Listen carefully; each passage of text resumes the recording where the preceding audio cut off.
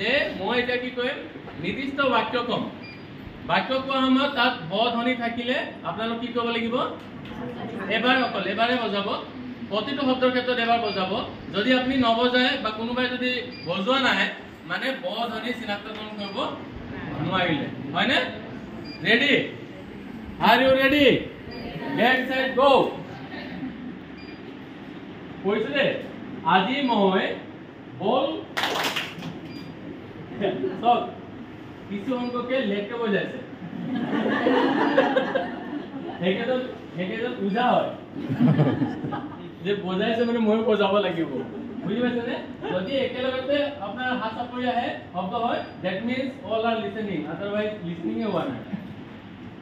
আজি মই বল খেলিব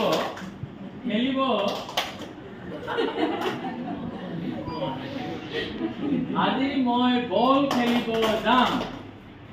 ঠিক আছে তুমি যদি মোৰ লগত আহিবা ভাল লাগিব আমি সদায় বোতলত পানী ভৰাই খাওঁ